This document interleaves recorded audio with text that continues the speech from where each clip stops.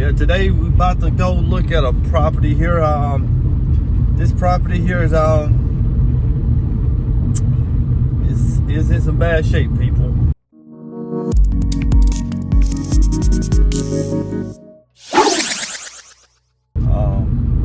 It's gutted, and to be honest with you, a lot of investors here around the city did not want to touch this property, but I got another partner from out of town that decided to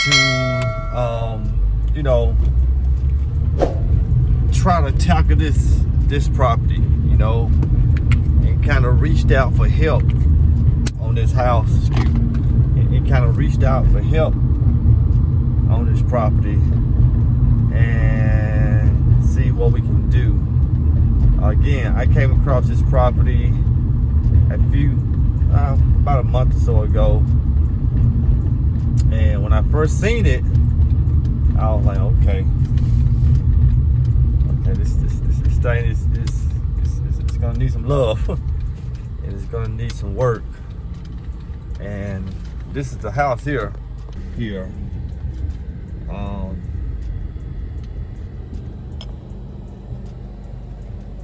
It's gonna need some work, folks.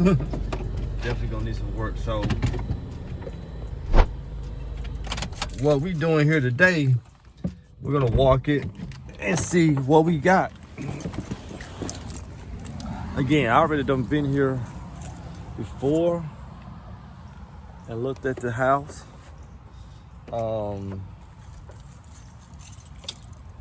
And I already kind of see what type of property it is. But here's the thing, the only thing that helps out the house is this beautiful neighborhood, okay?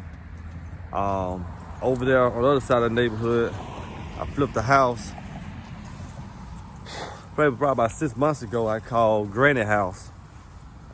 Picked it up for a good price and was able to go in and make that a beautiful house, nice house, and we sold it, and we made some good profits. So when you come to this house here, you see that beautiful tree over there, and that's I would say it's pretty much in our yard and also the neighbor yard as well. But this is the house here. So let's look at a few things. So if you're looking at it here, one thing that I wanted to do is walk it to see what was the width of the house. 1, 2, 3, 4, 5, 6, 7, 8, 9, 10, 11, 12, 13, 14, 15, 16, 17, 18, 19, maybe 19, 20 feet. So I'm gonna have to adjust that because I thought it was around 24. Anyway, this is the entrance here. Door's gonna have to be redone. You got 2 entrances here. You really gonna have to spruce this up.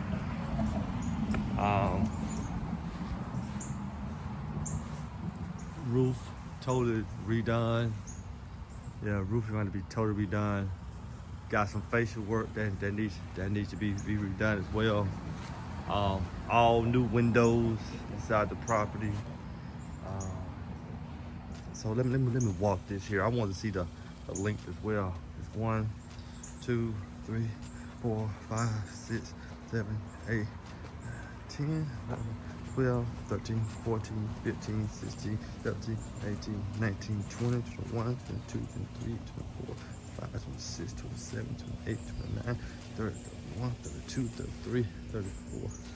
Probably about 34 in length, 20 in width. So the backyard doesn't look too bad. Again, a lot of facial work that needs to be done. All windows gonna have to be changed.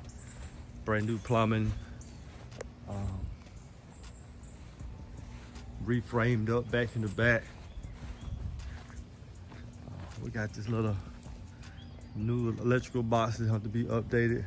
Not too sure what's going on here. Maybe that was open at one point, they closed it up. You can tell that's not original. Paint, brand new roof. Gonna have to make this out into the a living porch here. I wonder if we can make this the entrance of the property. Interesting. I wonder if we can make that the entrance of the property.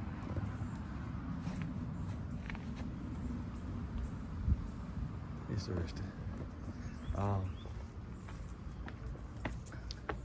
Side of the house, the inside of it, pretty much gutted. As you can see, inside the property is pretty much gutted. This floor here gonna have to be redone.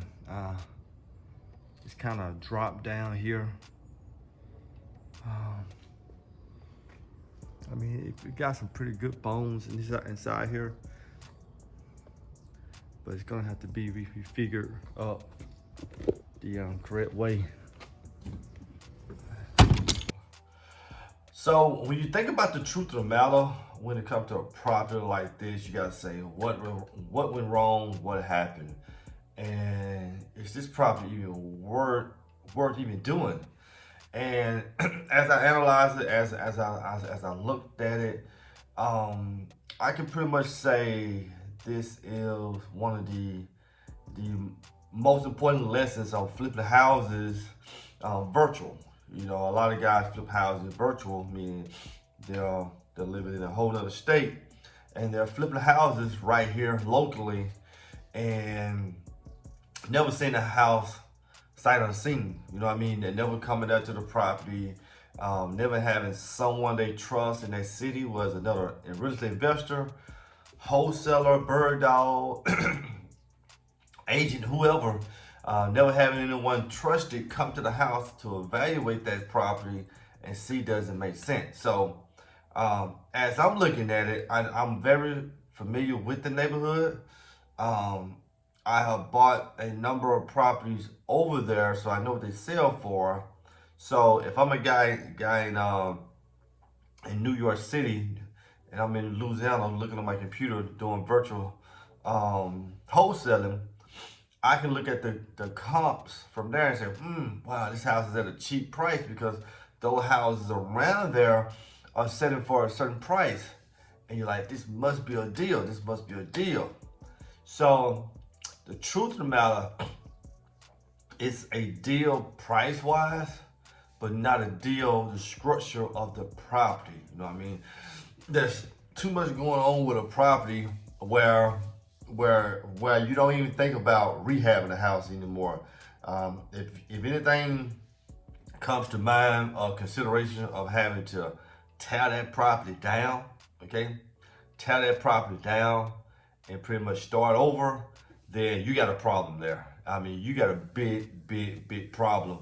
And that's a house there where it's good and likely that they'd rather just tear it down.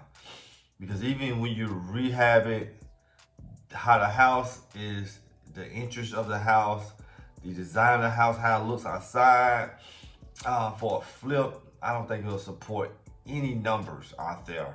I don't support any numbers at all when it comes to a flip because it's just not gonna look right. And you'll do better just bulldozing it down and possibly putting a new construction there and flipping and pretty much just cross your fingers and just say, hey, can this work? So yeah, that with there, I would say will be a bad investment on that house. Too much work, too much risk. There's too much that goes into that to be successful.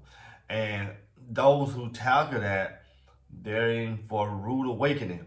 You know, and you think inspectors are bad on houses, they are just remodel. Inspectors are bad on new construction.